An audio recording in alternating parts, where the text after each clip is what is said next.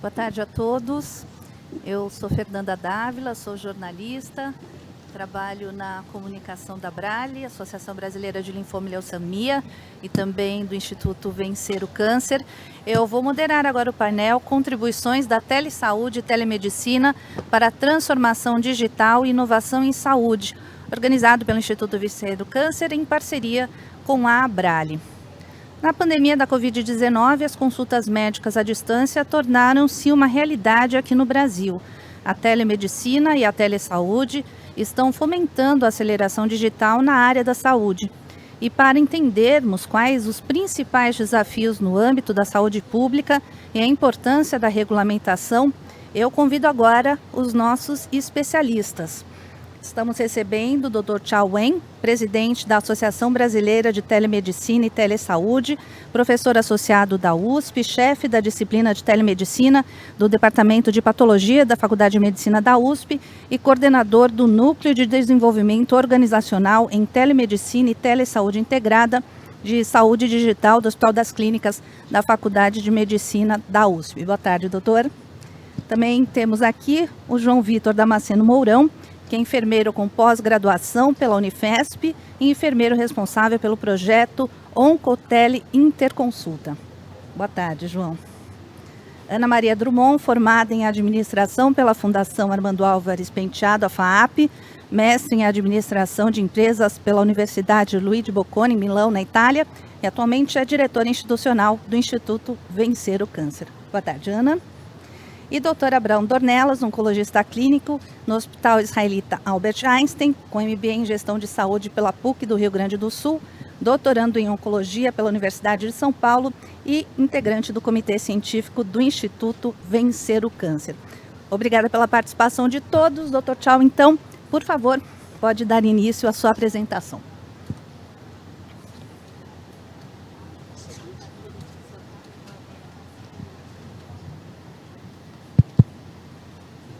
Bom, inicialmente, boa tarde a todos. Vocês veem que eu sou o primeiro a apresentar porque os mais velhos são os primeiros.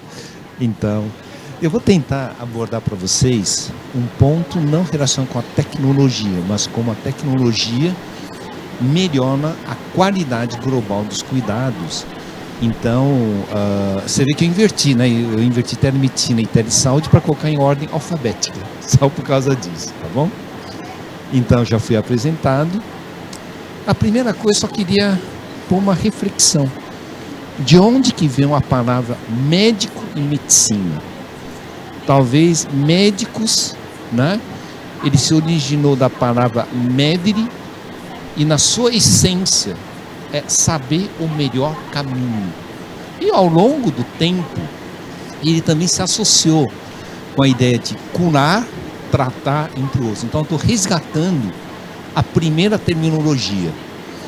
Nós, com o nosso conhecimento e aprendizado, temos que saber o melhor caminho para o paciente que confiou na nossa decisão. Tá? Então, isso é importante, esse é o alicerce de todo o processo, porque nós não estamos falando sobre medicina e telemedicina ou saúde e telesaúde.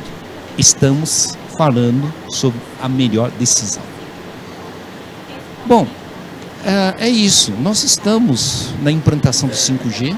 Até 2025 teremos todas as capitais brasileiras tecnicamente com 5G. Até 2030 nós teremos todas as cidades com mais de 30 mil habitantes com 5G. Estamos na evolução do grafeno. Estamos entrando na era do metaverso, da hiperrealidade, da robótica de telepresença. Eu suponho que até 2005 isso vai ser o nosso dia a dia. Portanto, não pode existir a ideia que telesaúde é uma saúde à distância. Eu diria ao contrário.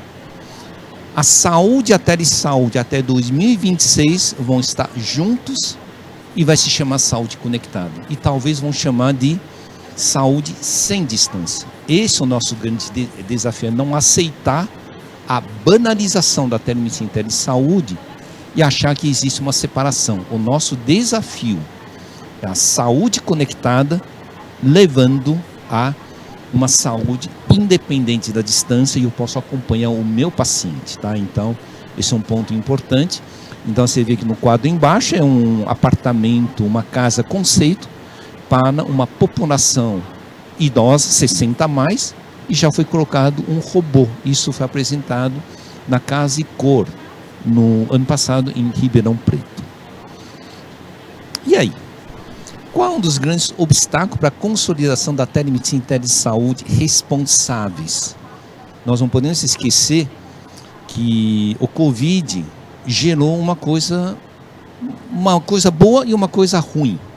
A coisa boa é que obrigou a área de saúde a experimentar a tecnologia. Não é só a área médica, toda a área de saúde. A coisa ruim é que não estavam preparados e simplesmente hipervalorizaram a teleconsulta.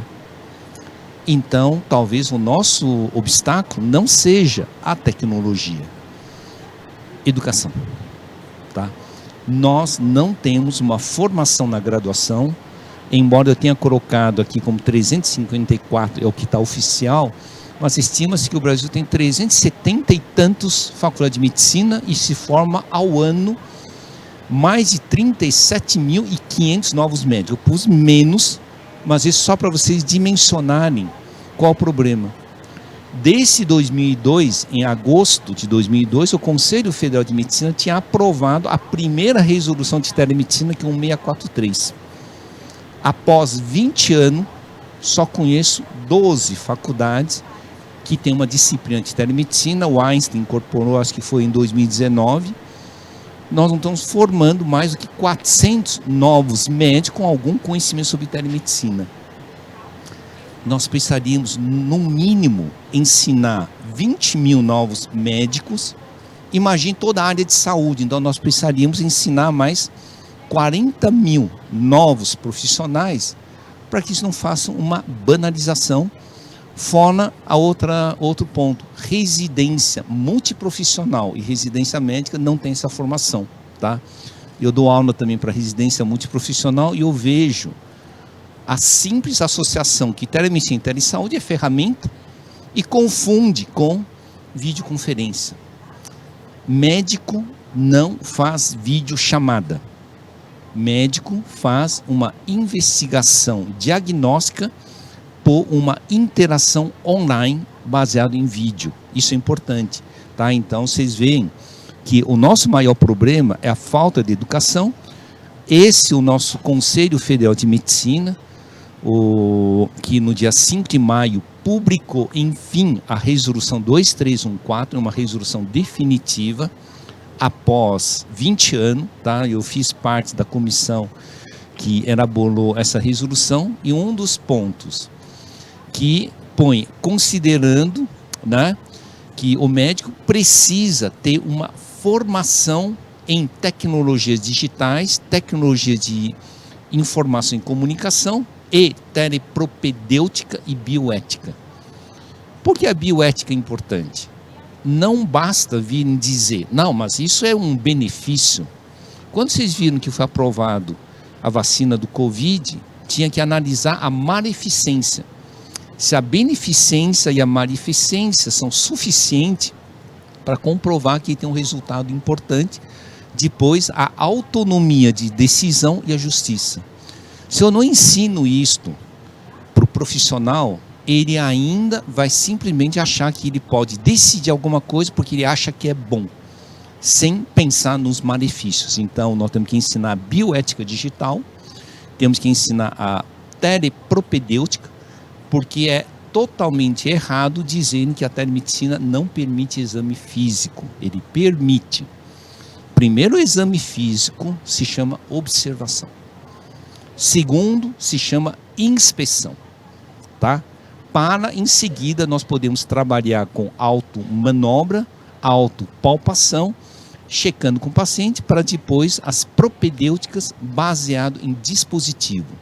Oxímetro é um dispositivo, glicosímetro é um dispositivo, esfigomanômetro é um dispositivo. Isso é o conjunto da telepropedêutica, que infelizmente durante a pandemia, no desespero, não houve essa formação, e aí nós tivemos o desvirtuado que é a telemedicina e telesaúde.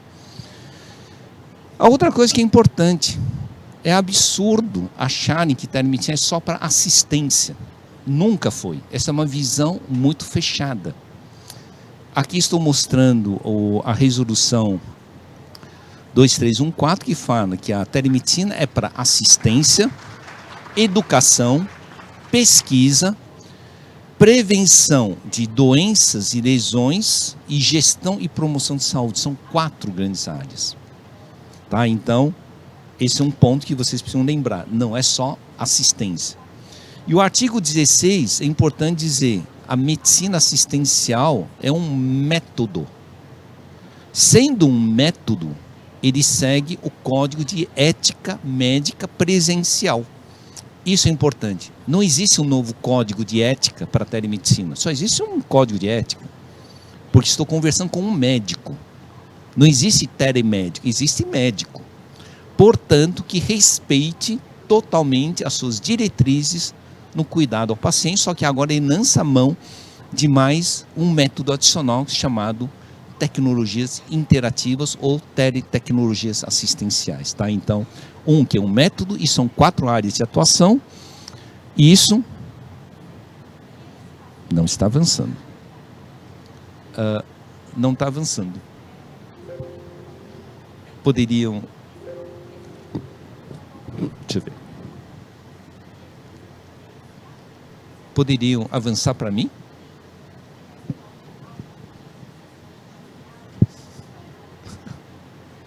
Pronto. Aqui é só para mostrar que a portaria 1348 do Ministério da Saúde, que lançou a Telesaúde Brasil no dia 2 de junho, ele seguiu a linha do Ministério da Saúde. Também fala que a telesaúde, agora algo mais amplo, porque envolve todas as profissões de saúde, serve para assistência remota, serve para educação, serve para prevenção de doenças e gestão da saúde e promoção da saúde. Pela primeira vez na história do país, nós temos resoluções e portaria profissionalizando a prevenção. Tá? Eu acho que nós ficamos muito tempo olhando só para a doença. Nós temos que olhar para a qualidade de vida. Tá? Então, aqui é só para mostrar que a portaria de telesaúde, ele olha para isso. Então, basicamente, nós temos as 4 grandes áreas: assistência, educação, pesquisa e prevenção. E vocês notaram que eu criei o 5º setor. Se nós queremos melhorar a saúde no país, não basta dar o atendimento, nós temos que formar os profissionais que estão na ponta.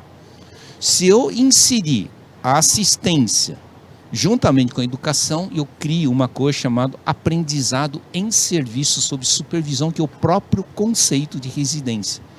Isso se faz uma tele-interconsulta.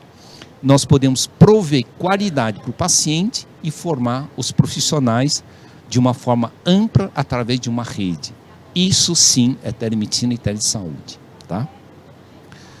Aqui é só para mostrar que o Conselho Federal de Medicina cita 7 modalidades de serviço, onde a teleconsulta é apenas um deles. Talvez eu diga que o serviço mais importante de telemedicina no Brasil se chama telediagnóstico. Nunca foi a teleconsulta. Tá? Isso é porque eu trabalhei com a atenção primária, o programa Telesaúde Brasil desde a criação em 2007. Então, é errado achar que a teleconsulta é a coisa mais importante. O que é maior no Brasil é a teleradiologia, teleeletrocardiograma, telepatologia. Tá? Então, aqui é só para dizer que é 7. E na nossa resolução diz, o médico não deve olhar o paciente de uma forma isolada, em atendimento isolado. É nossa obrigação, com a telemedicina, cuidar em linhas de cuidado. Isso é uma linha de cuidado.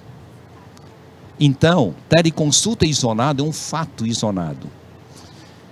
Uma coisa em que é importante, O médico não encerra a sua responsabilidade depois que termina o atendimento. Ao contrário, o médico é totalmente responsável com o paciente, independente da forma como estabeleceu o contato com o paciente. Isso a resolução prevê. E aqui eu só quero dizer o que é uma linha de cuidado. Eu olho o paciente ao longo do tempo. Faço uma promoção de saúde e prevenção. Posso fazer uma televigilância, uma teletriagem, um telerastreamento, que pode ir para a atenção primária. A atenção primária pode não ser suficientemente competente para lidar com o caso, vai encaminhar para um especialista, e aí vão fazer a teleinterconsulta.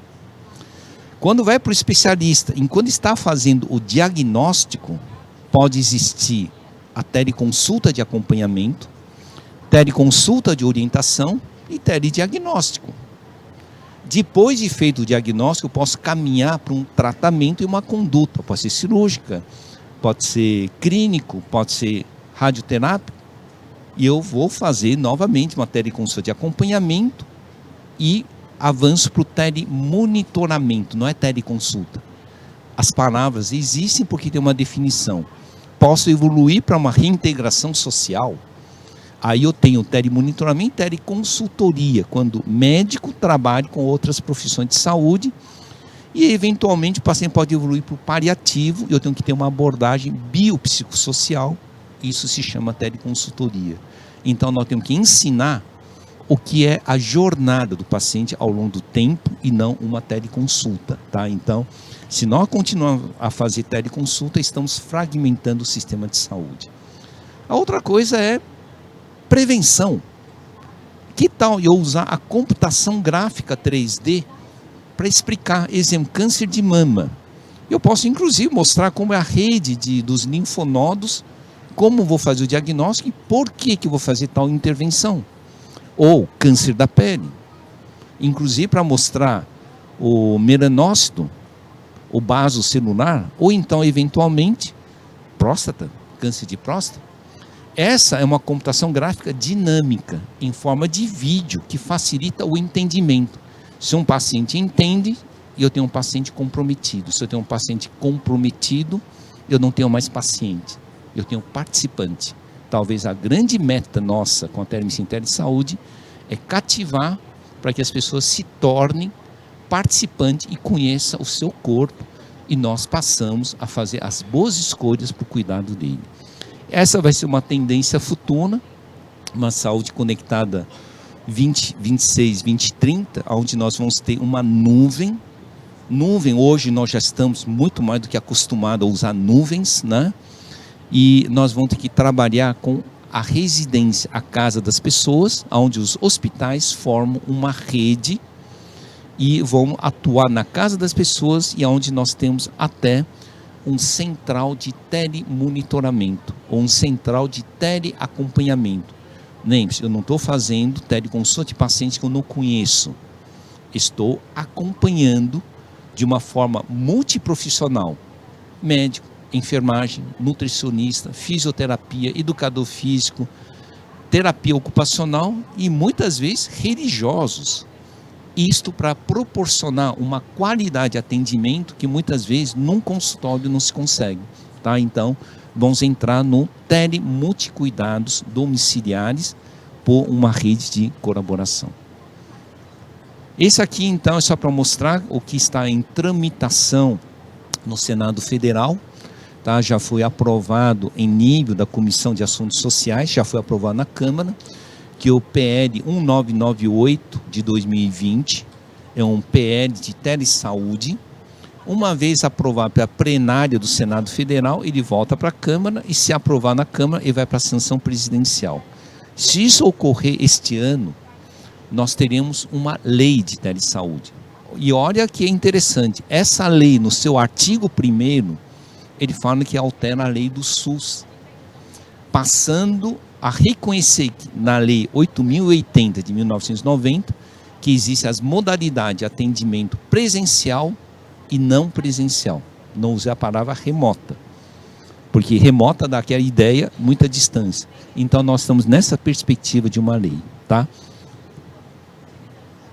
A lei da autora é da Adriana Ventuna, que inclusive nós fizemos uma sessão no HackMed em julho para discutir sobre a ideia do que isso teria impacto em SUS. Inclusive nós estamos conversando com a questão dos agentes comunitários conectados, né, como a forma de visita para as pessoas carentes para fazer o atendimento domiciliar.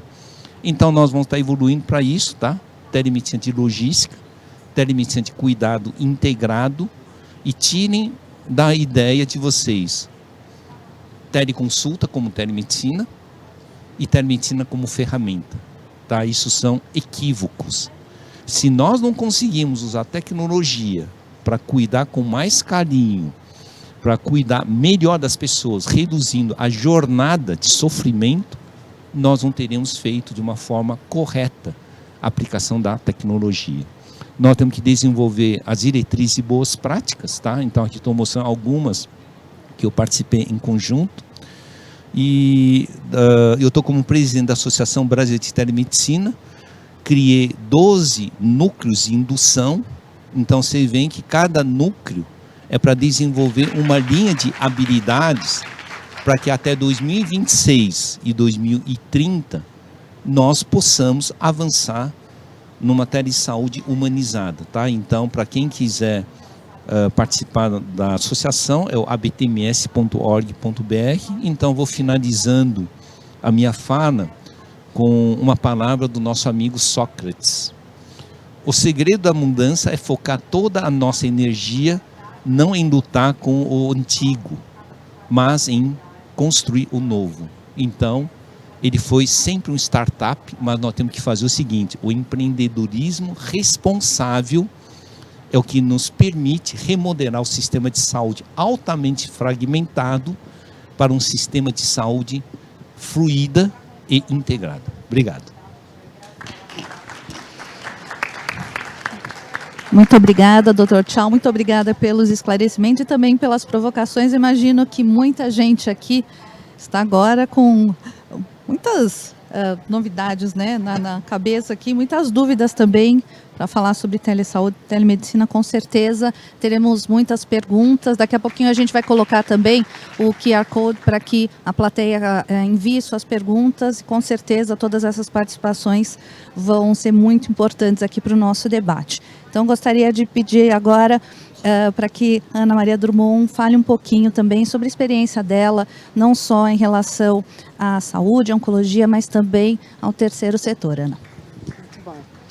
Bom, eu vou só quebrar o protocolo aqui e dizer que eu agradeço muito a fala do Dr. Tchau, porque, sinceramente, o que fica para mim é o que o senhor falou, que se o sistema é fragmentado, não adianta a gente trazer a tecnologia e reforçar o sistema do jeito que ele é, né? Eu acho que a gente está aqui ouvindo que a discussão é muito maior, né? A gente tem que olhar esse sistema de uma forma mais integrada, de uma forma orientada para as necessidades do paciente. Então eu fico muito feliz com isso, porque a gente conversa muito sobre isso no Instituto Vencer o Câncer, e eu acho que o trabalho que o senhor está fazendo é fantástico.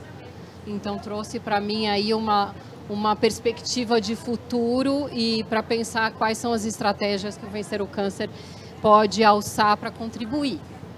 Tá? Então, muito obrigada.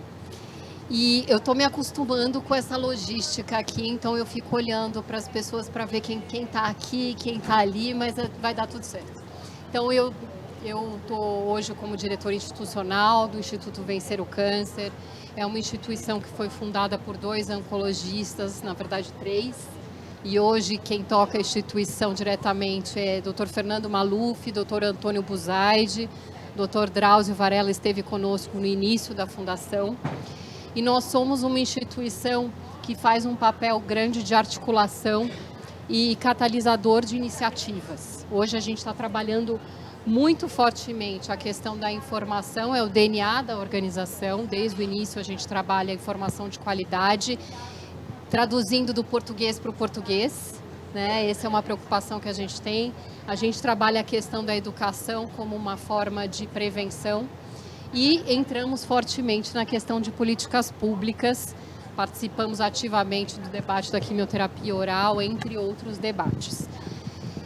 Agora, neste momento, nós estamos entregando um white paper que fala estrategicamente sobre um programa nacional de oncologia, e onde entra a discussão, várias discussões em relação ao SUS, mas fortemente a questão de telesaúde e telemedicina, e eu entendo que agora a gente vai ampliar ainda mais esses horizontes, né? No nosso ponto de vista, a gente esteve conversando com diversos médicos que estão nessa prática até antes da pandemia. O que a gente tem aprendido é o seguinte: qual é a realidade deste paciente que vai fazer uso desta tecnologia ou já está fazendo uso dessa tecnologia? Então, recentemente, uma médica nos contou que, nesse caso, ela estava especificamente numa teleconsulta, atendendo uma mulher que estava fazendo várias coisas na casa dela, inclusive cozinhando, em relação, naquele momento do atendimento. Quer dizer, nesse olhar, trazendo o Vencer o Câncer, a gente coloca essa mulher numa situação que a gente fala o seguinte: ela está fazendo o melhor que ela pode fazer dentro daquela situação que ela está inserida dentro de um contexto pós-Covid, provavelmente sem trabalho, provavelmente sendo responsável por diversos cuidados, inclusive possivelmente com um paciente com câncer dentro da própria casa, e naquele momento ela estava tentando ter uma atenção à sua própria saúde, né? Então, hoje o que a gente busca fazer fortemente no Vencer o Câncer, não só em relação a essa discussão, mas trazer à tona essas diversas realidades. Então, avançar na questão de tecnologia, nessa visão integrada que o doutor bem nos explicou, passa por entender que o Brasil é um país extremamente diverso, né? Eu tive a experiência, no final de 2018, em estudar com um professor que foi Prêmio Nobel da Paz. Eu não sei se vocês conhecem, que é o professor Yunus, que fez uma revolução no seu país. E ele entrou muito fortemente na questão da telesaúde, na telemedicina. E uma das coisas que eu aprendi com ele é que nós estamos falando de Bangladesh é um país 80%, 90% rural, né? E o que eles trabalharam fortemente, que eu acho que é muito interessante trazer essa discussão aqui para o nosso debate, são os agentes comunitários como facilitadores e eles levando a tecnologia para os rincões, para as pontas, para as pessoas que muitas vezes têm um celular, como existe aqui no Brasil, têm acesso ao celular, mas a conectividade não é boa, o sistema é fragmentado também. Então, profissionais que conseguem acompanhar essas pessoas na sua jornada integral e utilizam a tecnologia como um facilitador e vão com seus tablets, né, nas vilas, em locais que têm uma infraestrutura precária. E eu fico imaginando que Bangladesh não é diferente do Brasil em diversas regiões. Então, a gente se enxerga muito nesse papel, doutor, de poder trazer essas informações, de poder colocar esses profissionais também participando dessas discussões tão importantes, inclusive depois do desafio da lei, a implementação da lei, a gente sabe disso, né? E é uma das coisas que a gente vem trabalhando bastante. Então, além da questão de olhar a tecnologia em como ela pode melhorar o sistema como a gente enxerga também nosso papel na preparação das pessoas, sabe? De ter conteúdos cada vez mais preparados para esse novo mundo que ele já chegou, né? Ele talvez tenha sido acelerado, como o senhor falou, em relação ao Covid, não só na área da saúde, a gente sabe, mas também na área de educação, na área de proteção social. Nós fomos forçados a entrar nesse mundo. Do ponto de vista do Vencer o Câncer, a gente vai sempre lutar para democratizar ao máximo esse acesso, né? Essa é a nossa missão, né? É por isso que a gente luta. Eu imagino que a gente vai ter por um bom tempo, talvez, mundos ainda bastante apartados entre essa visão de integração tanto na saúde privada quanto na saúde pública. Agora, eu acredito que o nosso papel vai ser cada vez mais contribuir para a otimização desse sistema e ouvir quem a gente precisa ouvir e ter essa população da base da pirâmide participando dessa discussão também. É isso. E eu nem olhei o meu tempo, eu ignorei, então eu não sei se eu extrapolei. Tá ótimo, olha, aqui tá marcando 0, foi perfeito, deu direitinho, viu, Ana? Deu, ó, tá 0. Eu ignorei o tempo, gente. Não, foi eu ótimo. Ignorei completamente. Não, mas foi ótimo. E que você falou de todo esse trabalho também, que a gente vê as entidades que participam do movimento também falando, e o Dr. Tchau colocou isso muito bem, que os pacientes sejam cada vez mais participantes, né? A informação e a educação promovem isso. Então, os pacientes sendo participantes, eles podem também fazer então parte do seu tratamento, e esse trabalho aí dos médicos e dos profissionais de saúde se transformam nesse sentido quando os pacientes participam. Sem dúvida. E Fernanda, eu estou há muitos anos trabalhando com políticas públicas, tive a experiência de aprovar um projeto de lei e implantar, né? E a gente sabe que o desafio, a gente tem boas leis no Brasil, né? Agora o desafio é a implantação, então a gente vai com certeza contribuir da melhor forma para essa discussão e é isso. É isso aí, vamos torcer para acompanhar mais o sucesso, né, de mais uma implantação, se tudo der certo em breve. Bom, agora eu gostaria de ouvir o Dr. Abraão Dornelas também para falar um pouco dessa experiência então do oncologista, desse contexto da telesaúde, da telemedicina, principalmente nesses tempos mais recentes, né, doutor Abraão, em que muito se exigiu da tecnologia. Perfeito, Fernanda. Eu agradeço ao Instituto pelo convite, pela briga forte em favor dos direitos dos pacientes com câncer. Eu acho que, sem dúvida nenhuma, o Instituto é uma grande força, é uma força que agrega e é uma força que vem a favor dos pacientes e que vai crescer cada dia mais. Sem dúvida nenhuma, a pandemia da Covid-19 foi um grande catalisador de energias.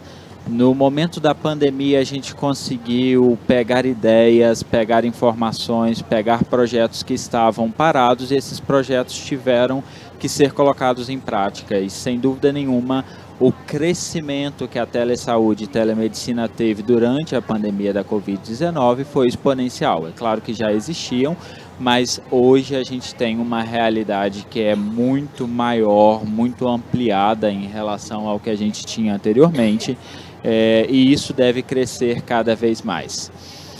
Quando a gente começou, existiam muitos medos, e eu acho que o maior desses medos e o maior dos desafios que a gente, enquanto oncologista, tinha, era um desafio que é o desafio do púlpito, é o desafio da gravata. A gente, enquanto oncologista, é formado com uma formação muito formal, muito séria, e uma formação que às vezes é até um pouco distante, o que é péssimo. O oncologista, ele precisa ser o amigo mais próximo, ele precisa ser a pessoa de confiança, a pessoa em que o paciente pode trazer informações, trazer dados, partilhar para uma construção conjunta. Mas na nossa formação existe um distanciamento, isso é uma verdade. Então tinha o primeiro ponto, que era a resistência do médico em assumir tais serviços. Se a gente pensar, por exemplo, em telediagnóstico, a dermatologia faz isso há muito tempo, a cardiologia faz isso há muito tempo, a radiologia faz isso, e a oncologia, por exemplo, nunca aceitou fazer uma telemedicina. Isso não era uma realidade nacional. Alguns expoentes, alguns médicos faziam, mas isso não era, e digo que talvez ainda não seja uma realidade nacional, especialmente quando a gente pensa no âmbito da saúde pública. Então existe uma questão de desafio de fazer o médico como um participante ativo desse processo. Mas com a pandemia isso foi fundamental. E o que a gente aprendeu no longo dos últimos meses, e digamos aí nos últimos 2 anos de pandemia, é que a telemedicina e a teleconsulta, em hipótese nenhuma, distancia. Muito pelo contrário, ela aproxima. Porque eu consigo estar perto do meu paciente, eu consigo avaliar o meu paciente. Então, é uma coisa que eu achei muito importante, o Dr. Shaw trouxe. Ora, quando eu olho para um paciente, quando eu converso com o paciente, quando eu o observo, sem dúvida nenhuma eu estou o examinando de uma nova forma, de um novo paradigma, mas eu consigo, ao olhar para um paciente, entender minimamente o que se passa, o que está acontecendo. Outro ponto que foi muito importante durante a pandemia é um ponto muito simples. Durante a pandemia a gente estava completamente paramentado, com os rostos completamente cobertos, o corpo completamente coberto. Meu paciente não me via. Então, quantos pacientes em processo ativo de morte precisavam de um sorriso, precisavam de um afeto demonstrado no rosto e não podiam ter isso? E pela telemedicina, pela telesaúde, esses pacientes conseguiram, por um último momento, ver seus médicos transmitindo afeto para eles. Então, sem dúvida nenhuma, essas ferramentas aproximam o médico do paciente. Em última análise, existe um conceito muito importante, que é o conceito de levar conhecimento. A gente sabe que a oncologia é uma especialidade que o nosso país ainda é muito carente, então nós temos grandes expoentes, nós temos grandes centros no país de oncologia, Rio, São Paulo, Belo Horizonte, mas existem ainda cidades no nosso país que carecem, cidades que não têm um oncologista ou que têm um único centro de oncologia e que os oncologistas locais, infelizmente, não têm a mesma subespecialização que a gente vive, por exemplo, em São Paulo, onde você tem médicos oncologistas que se dedicam ao estudo de um único tumor. Portanto, é muito importante o papel da telemedicina e da teleinterconsulta, levando um subespecialista a entrar em contato com um especialista ou com um médico que se dedica ao tratamento dessa condição naquela região, levando para ele informações que são informações que talvez não estejam diretamente disponíveis para ele. Então, na minha opinião, enquanto oncologista, a telemedicina e a telesaúde é uma ferramenta que aproxima e que permite que os pacientes tenham, sem dúvida nenhuma, melhores desfechos oncológicos, que eu acho que, em última análise, é o que todos nós aqui estamos buscando. Obrigada, doutora Abraão. Agora eu passo a palavra ao João Vitor Damasceno Mourão, que é enfermeiro e responsável pelo projeto Oncoteleinterconsulta da Abrale. A Abrale, que aliás tem vários projetos neste sentido, também levando a telemedicina, a telesaúde para vários cantos do país. Queria que você falasse um pouquinho, então, João, sobre esse projeto e essa experiência. Primeiramente, boa tarde, muito obrigado. Para mim é uma honra muito grande estar participando desse debate, né? Eu sou aprendiz ainda nesse assunto, no que se trata de telemedicina, de telesaúde. E enquanto todos falavam, né, eu pensava muito em relação a esse processo de revolução de saúde que a gente vive, né, principalmente catalisado aí pela Covid-19. E não é porque nós vivemos uma situação emergencial que a nossa assistência deve ser desorganizada, né, digamos assim. Então, é muito interessante a gente poder repensar isso. E a saúde, de forma geral, desde do século passado, já passa por revoluções, né, pensadas por profissionais e por usuários. E, mais uma vez, a gente vive essa oportunidade de repensar a saúde de forma geral, né? E essa é uma oportunidade muito boa para todos nós, como profissionais de saúde, ter esse momento de revisão, né, de como é a nossa assistência, de como a gente pode assistir esse paciente da melhor forma possível, de forma integralizada, que já é uma discussão antiga, né, dentro do SUS, mas que agora a gente traz um novo desafio, que é integralizar dentro da telesaúde, dentro da telemedicina. Mas, falando agora das iniciativas da Abrale em telesaúde, A Abrale hoje trabalha com dois projetos que a gente atende especificamente através da telesaúde, né? O primeiro projeto também não está passando aqui, gente. Foi. Pronto, agora sim. O projeto Oncoteleinterconsulta, ele é um projeto recente da Abrale, né? Ele foi estudado agora em setembro de 2021, e o objetivo é justamente isso, aproximar os profissionais de saúde, né? Esse é um projeto voltado para o profissional de saúde que trabalha em oncologia na rede SUS. Então, o objetivo é diminuir essa distância, melhorar esse tempo de interação entre esses profissionais, e tudo isso deságua no melhor desfecho clínico para o paciente. Hoje nós já estamos em 50 instituições aí no Brasil inteiro, que já são nossas parceiras, né, que fazem parte desse projeto. O projeto ele tem 2 linhas de atendimento. A primeira é a interconsulta. A interconsulta acontece, na verdade, no atendimento entre profissionais médicos e especialistas. A gente sabe que a oncologia, de forma geral, ela traz desafios muito grandes, né? Então, através da interconsulta, a gente proporciona esses momentos de interação entre as equipes médicas para discutirem casos clínicos desafiadores. E isso a gente abrange aí para todas as áreas, né, e as subespecificidades da oncologia. Também a gente oferece para as residências médicas, e isso se torna aí um momento de aprendizado importante, né, para a equipe médica. E a segunda vertente da interconsulta são as consultorias também. As consultorias já são voltadas para as demais categorias profissionais da saúde, e a gente consegue atender projetos em saúde que às vezes ficam ali engavetados, faltando uma orientação. Então, as consultorias elas promovem essa relação e essa orientação virtual. Esses são os nossos números de atendimento, né? A gente ainda tem um número de 70 atendimentos no total, juntando interconsultas e consultorias, dentro de praticamente um ano. Porém, a gente tem visto nesse último semestre um crescimento aí, uma maior adesão e solicitação, tanto da equipe médica quanto dos demais profissionais, que tem crescido na solicitação por consultorias. E a gente fez uma divisão aí de acordo com as regiões que mais solicitam. E, para nossa surpresa, a região sudeste é a que mais solicita, provavelmente por números de instituições, né, presentes, mas contrapõe o que a gente esperava em relação aos vazios assistenciais.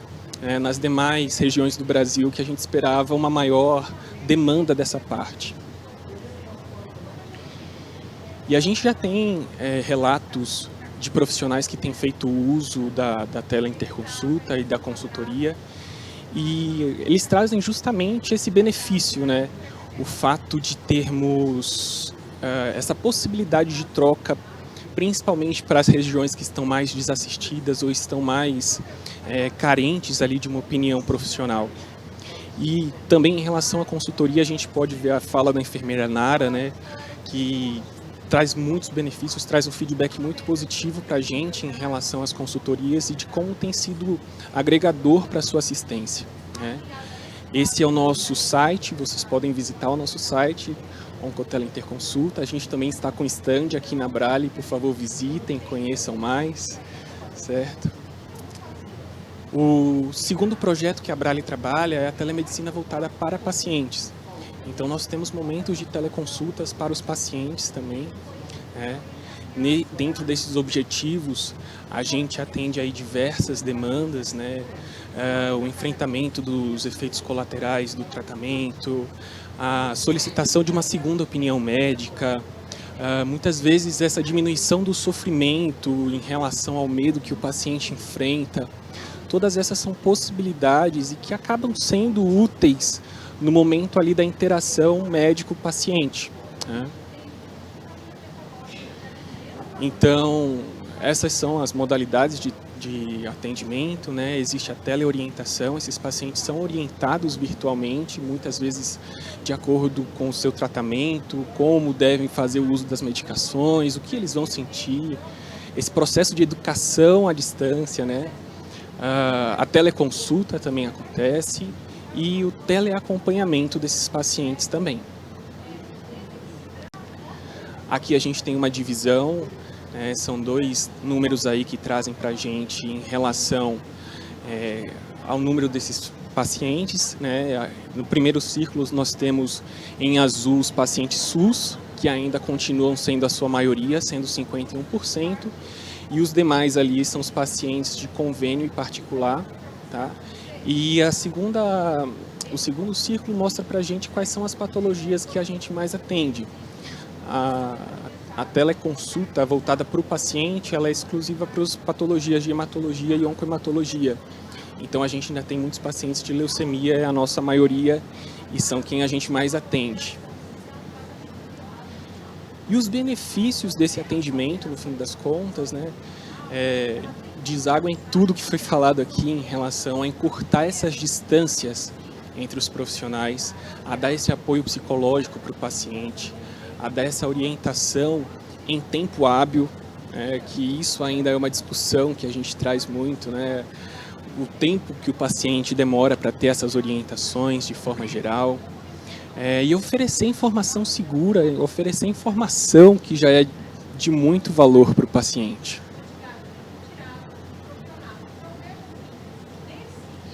A gente tem alguns relatos aqui de pacientes que também fazem uso dessa... Estou tentando passar aqui, gente, não está indo. Pronto. Aqui a gente tem alguns relatos de pacientes, mas esses 2 projetos da Brale visam, no fim das contas, né, a melhor qualidade de vida do paciente, atender o paciente na sua necessidade, dentro da sua demanda, em tempo hábil, né, dentro do conforto, da possibilidade dele ser atendido em casa. E isso é uma discussão também que a gente tem trazido e pensado muito dentro do que a Ana falou, né, de preparar esse paciente para esse momento, né, que continua sendo um momento importante para ele parar e ter todas as informações possíveis ali naquele momento.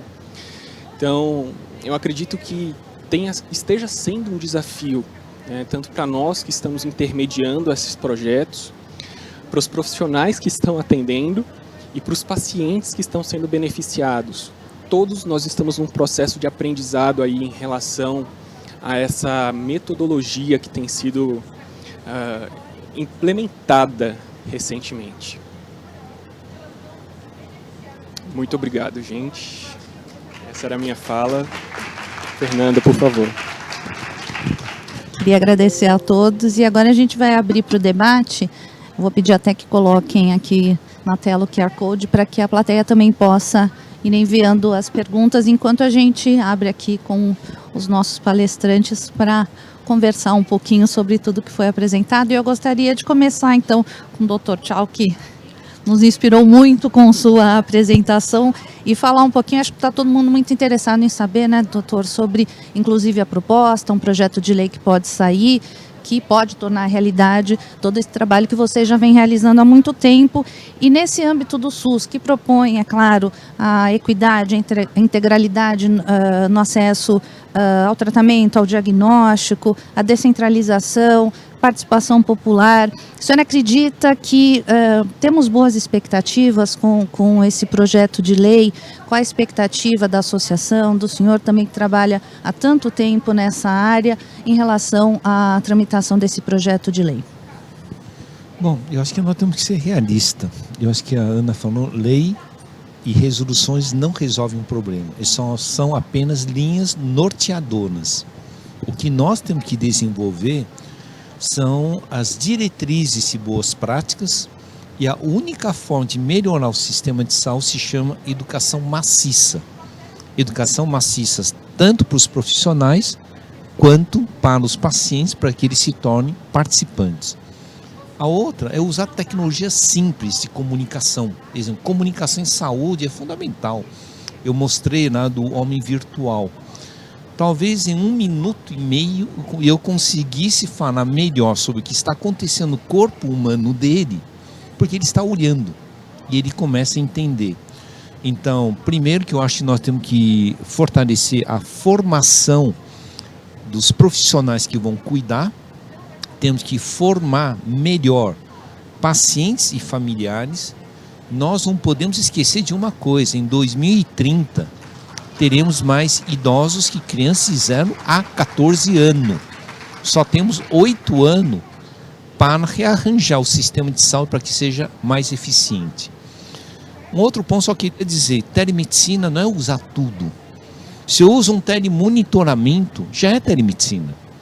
Se eu faço um feedback de um resultado de exame, sem ter que ele tenha que viajar, por exemplo, 300 quilômetros.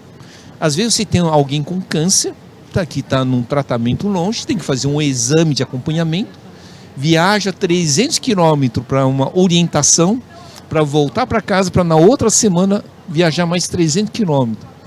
Então é isso que eu quero dizer. Aplicar a tecnologia para otimizar o sistema de saúde já nos resolve. Então eu acho que nós temos que enxergar de uma nova forma. Em vez de contar número de teleconsulta, não, isso não nos interessa. Nos interessa a quantidade da eficiência e o que gerou de benefício sob o ponto de vista do usuário. E esse usuário, muitas vezes, é uma boa comunicação em saúde. E só para encerrar um ponto, porque são muitas coisas, o Brasil perde aproximadamente 70 bilhões de reais ao ano com desperdício. Seja com resultado de exame que não vai buscar, duplicação, triplicação e a fragmentação excessiva do sistema de saúde. Então, a tele, por si só, se conseguir criar uma fluidez, nós já vamos ter alcançado o objetivo.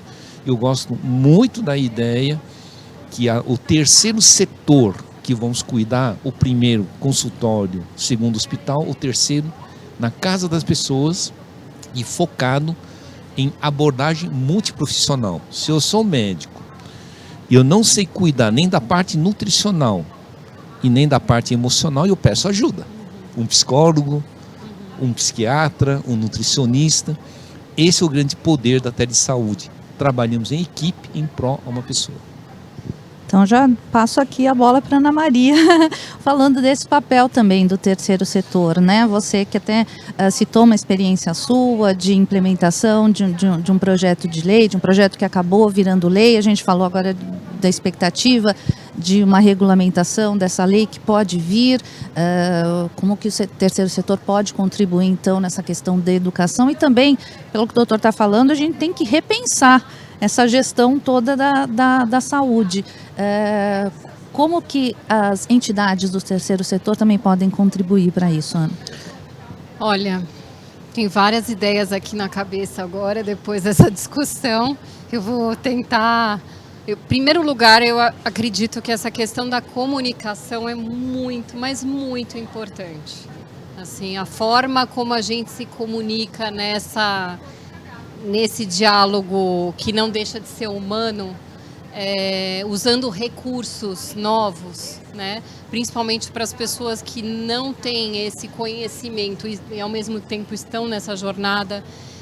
Eu acho isso fundamental. Eu vejo que nós, no Vencer o Câncer, é um debate que a gente tem o tempo todo. Quer dizer, como é que a gente trabalha recursos tecnológicos, visuais, para que as pessoas se sintam melhor informadas e, ao mesmo tempo, mais conectadas com aquela informação. Então, acho que a gente vive uma era de muita informação. As pessoas estão precisando de outros recursos. Então, em primeiro lugar, isso. Segundo lugar, eu fico assim com um entendimento que não existe uma solução que atenda todo o país. Não teria como, né? Então, eu vejo que a gente pode, sim, ter um papel muito na contribuição para modelar essas possíveis soluções de acordo com essas diversas realidades. E, na minha experiência, Fernanda, a gente precisa olhar para políticas públicas, não só novas políticas, mas também um melhor design para o que já existe, fortalecer o que já existe. Então, nessa discussão aqui, eu fico com muita vontade de pensar junto o que já existe em termos de políticas públicas que pode ser tipo um Lego, né? Pode ser agregado para ser um facilitador. Seguramente os agentes comunitários de saúde, eu imagino que sim. Seguramente uma discussão sobre o 5G, como é que ele vai chegar para as pessoas, eu imagino que sim. Então eu acredito que a gente possa ter esse papel sim de contribuir para a modelagem dessas soluções, e eu estou muito feliz de estar participando dessa discussão, porque a gente está agora pensando nos próximos anos do Instituto também. Com certeza. Aliás, você falou dos agentes de saúde, eu queria aproveitar e puxar o João para essa conversa, como enfermeiro também, e falar sobre toda essa rede, né, que é necessária para esse atendimento integral ao paciente, né? Então, como os demais profissionais, não só o enfermeiro, o nutricionista, fisioterapeuta, também essa contribuição nessa rede, né? Esses profissionais como estão sendo preparados. O Dr. Tchau aqui falou sobre a disciplina de telesaúde, né, telemedicina nas faculdades de medicina, como isso ainda existe, existem gargalos ainda que precisam ser resolvidos. Para os demais profissionais de saúde, isso também é uma demanda que precisa ser resolvida? É engraçado ouvir essa pergunta, porque hoje mesmo eu estava conversando com uma fisioterapeuta aqui no Congresso, e ela falou que a COFITO aprovou a resolução para atendimento fisioterapeuta por telesaúde, né? E é impossível você falar sobre integralidade sem você falar sobre a multidisciplina, sobre os multiprofissionais, né? A gente precisa pensar de uma forma mais ampla como as demais categorias vão poder contribuir dessa forma, né, de acordo com as suas atuações dentro dessa nova esfera de atendimento que é a telesaúde. É uma rede, é uma possibilidade muito ampla, né? E também pensar até onde a telesaúde vai, né? Quando acaba a telesaúde, quando existe a necessidade do atendimento presencial. Então, essas discussões, elas são muito amplas, né? Talvez ainda não existam respostas definitivas para muita coisa ainda, mas é importante a gente iniciar a perguntar essas coisas. Mas acredito que o engajamento das demais profissões em relação ao teleatendimento ainda estão mais aquém do que a própria medicina. Hoje a medicina já existe alguns movimentos, principalmente em relação acadêmica, né, no sentido acadêmico. As demais profissões ainda precisam pensar mais nesse sentido, de como incluir o teleatendimento, né, e como atender de forma, por tecnologias, os seus pacientes. Então essa é uma discussão muito boa, eu acredito que tem muito ainda que conversar, que ser pensado, e que de fato é imprescindível a presença das demais categorias profissionais nessa forma de atendimento para que haja uma integralidade de assistência ao paciente. Doutora Abraão, o senhor tem uma experiência de serviço público e de serviço privado também. Em relação à telemedicina, vai ser necessário um redesenho, como a gente viu, né? Até para que tudo isso seja contemplado e para que isso seja utilizado também, que os recursos sejam utilizados com bastante inteligência para que esse desperdício, até que o Dr. Tchau colocou, esse desperdício absurdo não ocorra mais e que os recursos sejam usados com mais inteligência para benefício do paciente e do próprio país. É possível fazer esse redesenho, começar a fazer esse redesenho com facilidade? Esse redesenho ele pode ser colocado tanto para o serviço público quanto para o serviço privado? Você vê diferenças nesse sentido? Ou conseguimos caminhar nos dois serviços de uma forma mais igual? Ótima pergunta. Desafio é igual a oportunidade. Então, sem dúvida nenhuma, a gente tem desafios e, diante desses desafios, a gente tem oportunidades de mudança e de crescimento. Eu acho que os desafios da rede pública são um pouco diferentes dos desafios da rede privada, mas em ambos os setores você tem barreiras que devem ser ultrapassadas. Pensando um pouco na rede privada, eu acho que a parte tecnológica é mais simples no nosso dia a dia, então as pessoas acabam tendo acesso à internet de qualidade, tem dispositivos que permitem um encontro por vídeo de qualidade. Então isso seria mais simples do ponto de vista aparato tecnológico para a realização do teleatendimento. Mas existe ainda uma questão de educação, isso que a Ana trouxe é importante. Às vezes a pessoa está num ambiente não preparado para consulta, ela não reservou um espaço silencioso, ela não reservou os exames numa ordem lógica. Então eu acho que ainda existem sim desafios que a gente precisa superar nesse ponto. E pensando em economia, em evitar desperdícios, isso é meu dia a dia. Então, no nosso consultório, chegam pacientes com exames múltiplos, exames que muitas vezes não têm um nexo muito direto com o que eu preciso, exames que foram pedidos por uma lista, por uma tabela, e esses exames eram, no passado, todos colocados em papel. Então chegavam para mim 300 páginas de exames, um exame cada página, eu ia passando aquilo cada página por um segundo até encontrar o exame que me interessava e pronto.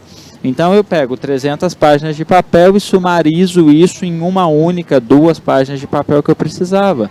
Então aí eu tenho um desperdício absurdo, sendo que eu posso compilar isso tudo num PDF, ter uma tecnologia que transforme esse PDF em dados imputados numa tabela e eu consigo rapidamente fazer uma consulta visual do que está dentro dos limites da normalidade, do que está fora dos limites da normalidade e o que eu vou dar mais atenção, o que eu vou dar menos atenção. Então, sem dúvida nenhuma, é uma oportunidade de evitar excessos, de evitar desperdícios. Na saúde pública, eu acho que a gente teve avanços, tá? O HC, sem dúvida nenhuma, é uma das escolas que chancela esses avanços. Então, isso é uma realidade em alguns centros em São Paulo, mas a gente sabe que o Brasil é um país de dimensões continentais, as realidades no Brasil elas são múltiplas, então existem lugares onde a chegada da tecnologia, a chegada dos dispositivos, o acesso à internet ainda é uma questão, a gente vai ter que melhorar, a gente vai ter que avançar nisso, mas é claro que a gente, enquanto instituição pública, deve pensar em medidas públicas que possam ser tomadas. A gente tem uma rede de atenção básica da saúde, que é uma rede forte, é uma rede que já tem uma estruturação e uma capilaridade pelos municípios brasileiros e talvez a gente precise aí equipar essa rede e trabalhar forte também com educação em saúde para que seja possível e não só possível, mas que o teleatendimento, a teleconsulta seja possível e eficaz.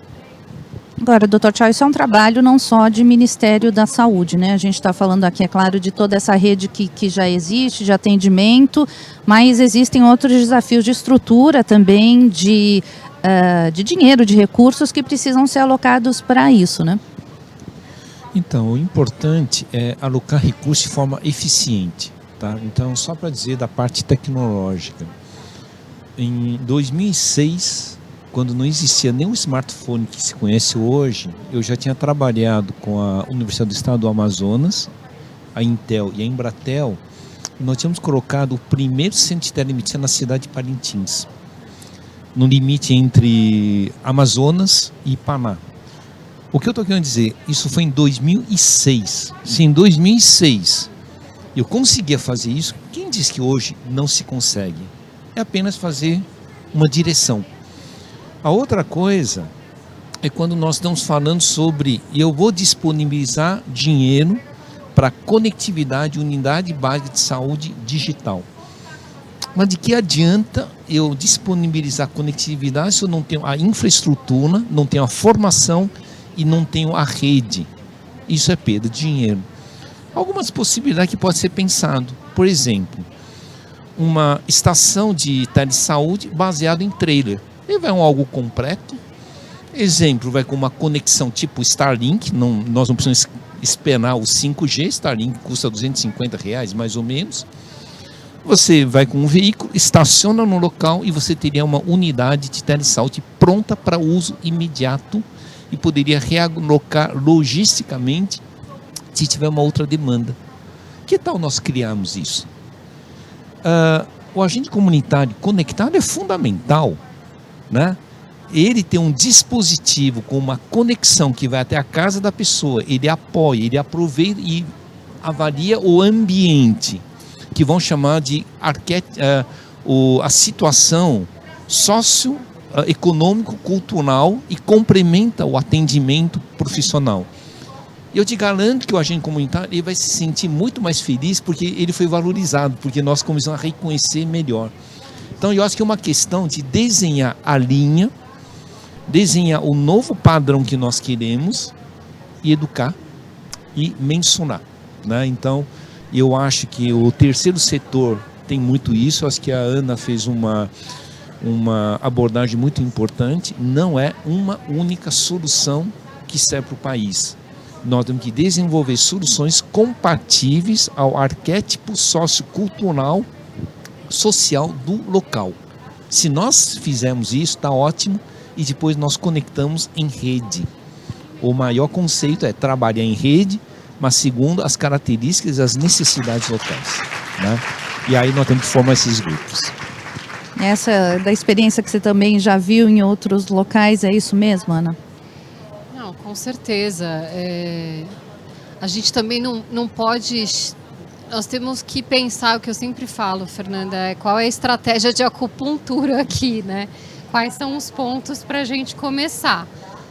Eu achei muito interessante essa questão das carretas, já existe essa experiência, né? Como é que a gente poderia disseminar isso no Brasil e instrumentalizar as pessoas que já entram nas casas das pessoas de uma forma recorrente, para poder ter essa jornada cada vez mais integrada. Então, eu gosto bastante dessa visão, acho bem possível, me dá esperança que a gente possa avançar nesse sentido. E eu tinha uma curiosidade de perguntar para o Dr. Tchau Paulo. Por favor, você claro. é mediadora. Que país hoje, com uma situação similar ao Brasil, para o senhor é uma referência de implantação da telemedicina, dessa discussão que a gente está falando? Olha, nós vamos ter que discutir muito assim. Se for para regiões rurais, quem avançou muito foi a Índia e a China, né? Tanto que a Índia lançou um satélite só para a área de saúde. Mas se nós formos fazer uma referência em telesaúde integrada ou uma telemedicina de melhor qualidade, os países escandinavos, Canadá, que eles têm justamente a telemedicina para a primeira nação, que seriam para os povos indígenas. Então nós temos vários avançando nisso. O importante é que nós podemos desenvolver um que se adequa à nossa realidade, não apenas fazer a importação, né? Só queria acrescentar um ponto. As carretas são excelentes, ônibus são excelentes, mas o trailer pode ser mais econômico, porque eu não tenho o veículo que vai ficar estacionado e parado. Eu posso fazer um reboque até um local e o trailer que fica estacionado, o veículo volta para fazer outra parte de logística. E a outra coisa, ele é mais leve, então eu posso ir numa balsa e eu colocar no local. É só para contribuir para um pensamento que existem várias coisas. Importante, começar com uma prova de conceito. Se nós queremos que funcione, nós mostramos um conceito e depois nós calculamos como se expande e mostra-se para o governo como uma forma de ampliação. São os projetos piloto, né, que sempre podem servir de exemplo. Talvez a vantagem, né, Ana, de ter um país tão diferente, com tanta diversidade, é poder pegar esses exemplos de fora que dão certo e de alguma forma fazer uma implantação aqui, fazer esses projetos, conceito aqui no Brasil. Né, essa solução pode servir. Uma curiosidade, não sei se chamou a atenção, eu vi que vocês, enquanto o João estava apresentando os dados dos projetos da Abrale, vocês até olharam com atenção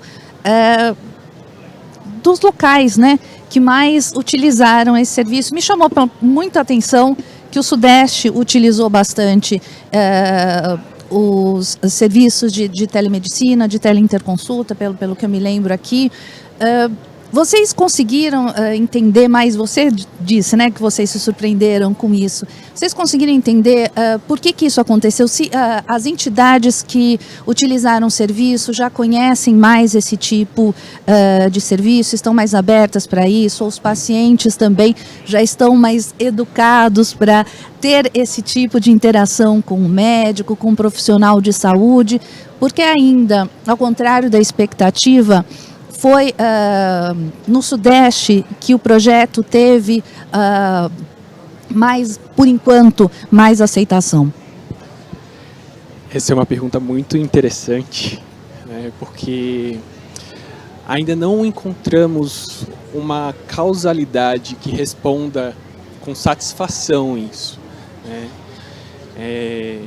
Em relação aos profissionais que fazem uso, né, e em relação até mesmo aos próprios pacientes, para mim a grande chave é acesso à informação, né?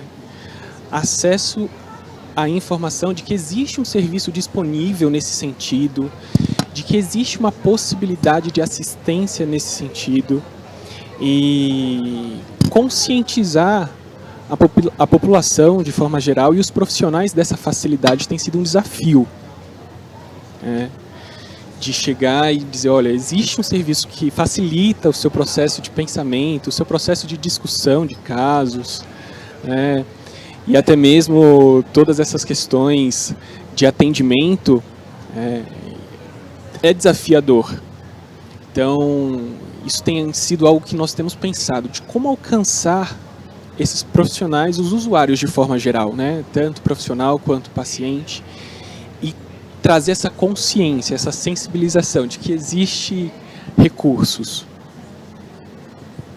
Bom, a gente já está chegando, já deram aqui o aviso que a gente está chegando ao final do nosso painel, que eu imagino que, para quem acompanhou, levantou muitas possibilidades também, muitos desafios de informar, de educar e também de criar, né? Eu acho que com isso a gente coloca aqui, para quem nos acompanhou, o desafio de usar a criatividade para saber como chegar, né, a essas pessoas que precisam, mas também utilizar esses recursos tecnológicos com responsabilidade e também com a ética e com a humanização do tratamento que a gente tanto prega, né, para os nossos pacientes, principalmente para os pacientes oncológicos. Então, para a gente encerrar, gostaria de começar com o doutor Abraão, já pedindo as suas considerações finais, doutor, e falando exatamente sobre isso, né? A gente tem falado muito sobre a humanização do tratamento, do cuidado com o paciente oncológico nesse sentido, e você deu um depoimento muito tocante falando sobre esse olhar e dessa relação entre paciente e médico, né? Paciente e o cuidador também especializado. Então, eu gostaria que o senhor falasse nessas suas considerações finais sobre quebrar esses paradigmas e preconceitos em relação à telemedicina, à telesaúde. Muito bom. Eu acho que existem alguns pontos que a gente não teve tempo hábil para abordar, mas eu acho que existe um ponto muito importante quando a gente fala em telemedicina e telesaúde, que é a questão de segurança de dados, né, lei de proteção de dados. Quando a gente pensa em saúde, a gente não está falando de um dado que é sensível, a gente está falando de um dado que é ultra sensível. Então, existem limites normativos que são importantes serem estabelecidos nisso, mas em oncologia em especial, tudo é ultrassensível. O abrir a porta é ultrassensível. Eu abro a porta do meu consultório com muito cuidado para receber a pessoa que vai entrar nele. Então a gente já está muito acostumado ao manejo dessa sensibilidade que o paciente carrega em si. Eu acho que a telesaúde e a telemedicina vem para agregar, vem para trazer o paciente para perto, para mais próximo. Então me facilita consulta de acompanhamento, me ajuda em consulta de toxicidade, me ajuda em primeira consulta. Eu consigo fazer uma primeira consulta oncológica à distância, checando os exames, vendo os exames que faltam. Eu consigo orientar um colega à distância no tratamento, eu consigo checar as imagens à distância. Então, sem dúvida nenhuma, é uma ferramenta que em oncologia chegou para ficar e vai ser o modelo dos próximos anos. A gente vê isso, por exemplo, nos congressos. A oncologia tem 2 grandes congressos, o americano e o europeu. Nunca mais o congresso americano e europeu serão 100% presenciais. Esses congressos serão sempre híbridos, porque você precisa dessa participação digital dentro de oncologia. Esse é o presente, este é o futuro. Então, sem dúvida nenhuma, discutir sobre isso é muito importante. Eu acho que cada vez mais a gente tem que discutir de como viabilizar, como tornar isso possível, porque é uma realidade. A gente só precisa fazer com que essa realidade esteja acessível a todos os pacientes. João, agora peço as suas mensagens finais, suas considerações finais, por favor. Eu acredito que essa é uma oportunidade que nós temos para pensarmos. Gostei muito da fala do Dr. Abraão. Esse é o presente e esse é o futuro. Esse será o futuro. E pensar como atenderemos em saúde é essencial nesse momento. Atender às demandas do paciente de forma integral, respeitando todos os seus direitos, todas as suas demandas. E como cada profissional tem a sua importância nesse processo de atendimento, desde a orientação do paciente, da forma de prevenção, até o processo de tratamento e acompanhamento desse paciente, tudo isso precisa ser muito bem calculado. O nosso objetivo não é nos afastar do paciente, é nos aproximar do paciente cada vez mais. E esse processo enriquece, porque dá a possibilidade de atendimento para quem antes não tinha a possibilidade de atendimento. E eu acredito que a telesaúde vem trazer essa possibilidade para muitas pessoas. Obrigada, João. Ana Maria Drummond, queria te ouvi-la agora nas considerações finais. Acho que tivemos aqui 3 profissionais de saúde falando de coração, assim, muito do relacionamento com os pacientes, do dia a dia, do trabalho, dos desafios, de estarem presentes em todos os lugares, de atender essas demandas num país tão diverso, com tantos desafios. E do lado do terceiro setor, a gente também precisa atender essas demandas de uma outra forma, Então, eu gostaria, na sua mensagem final, de falar um pouquinho desse trabalho, desse desafio também, de como a sociedade pode ajudar o profissional de saúde. Muito bom. Nessa hora eu vou colocar o chapéu de administradora, que sou. O que eu gostei muito é da gente pensar esse projeto desse novo sistema e mensurar isso com cases concretos para a gente mostrar na prática o ganho de economia e eficiência para o próprio sistema. Eu acho que a gente vai ter que partir para isso, com certeza o Dr. Chao já tem dados sobre isso, mas eu enxergo que o terceiro setor pode contribuir muito criando esses modelos e mensurando esses modelos para mostrar que é possível ter eficiência no sistema de um outro jeito. É isso. Então, para a gente encerrar, antes que nos tirem aqui do palco, Dr. Chao, suas considerações finais, por favor. Perfeito. Então, eu vou fazer 4 provocações. Por favor. Primeiro, o SUS começou a telesaúde e foi em 2007, antes de qualquer health tech. Então, não duvidem do SUS, tá? Porque o SUS começou. Esse é um primeiro ponto. O segundo ponto, comparem o que nós queremos para o SUS em 2030. Lembre do Poupa Tempo. O Poupa Tempo é um sistema presencial acelerado com um sistema digital, e evitar aquelas filas longas é humanizar. Aumentar a eficiência é uma das boas formas de humanização. Então lembrem do SUS para o sistema público e lembre do Internet Banking para o setor do sistema privado. Isso se chama cadeia de logística. E por último, se com a telemedicina e telesaúde nós conseguimos melhorar em 20% a eficiência do sistema de saúde existente, teríamos feito a boa conquista. Então nós não queremos substituir o sistema de saúde, queremos apenas aumentar o sistema efetivo. Então, obrigado. Muito obrigada a todos. Eu quero agradecer a participação de todos. Os próximos painéis terão início daqui a pouquinho, às 16h35. Então, aproveitem esse intervalo rápido que a gente vai ter aqui para visitar a área aqui dos estandes e também participar das ações interativas aqui do Congresso. Muito obrigada a todos e até mais, gente.